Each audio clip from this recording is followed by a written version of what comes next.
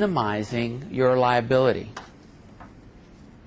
because every tenant is a liability. Every building is a liability, and I'm telling you from experience, it is absolutely true. Buildings decay from the moment they're put together.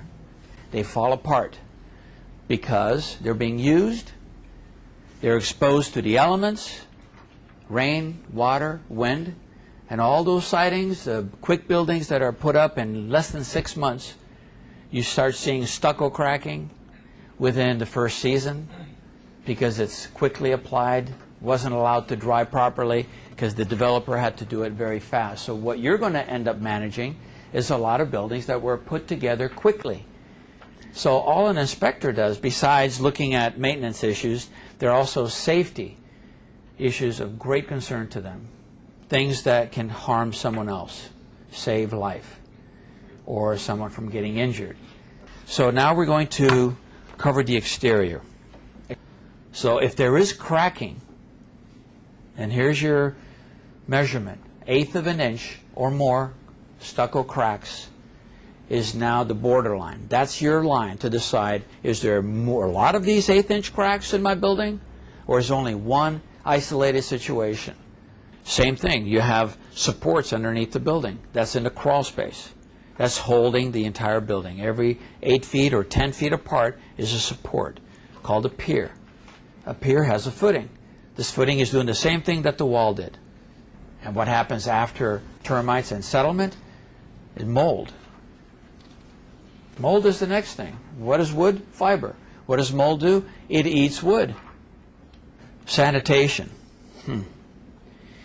That's your debris, excessive storage, built-up trash, people moving, leaving stuff behind.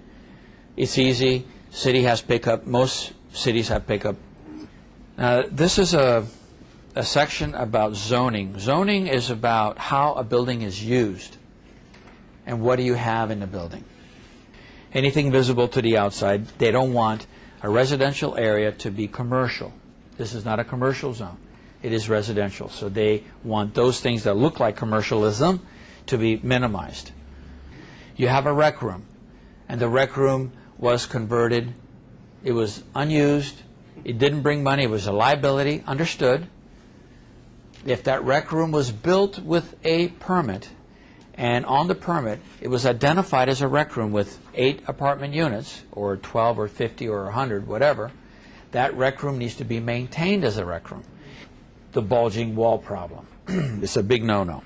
And now, of course, the no-brainer is if your glass and your windows and doors are broken, you got to get them fixed. Broken is a crack.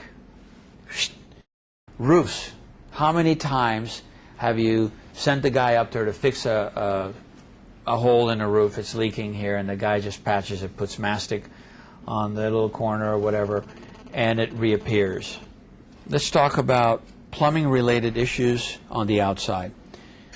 Your water heater is a state-mandated requirement. The state of California, Office of State Architecture, has a requirement what water heaters need to be. So if it gets too hot, the water expands and expands and expands and expands and expands, and they did blow, mean exploded, like a bomb. Let's talk about the electrical system. This is inside now. When you open the front door, there is a panel board with breakers that are visible. He spray paints everything, including the receptacles. That's a problem, because you can't paint receptacles.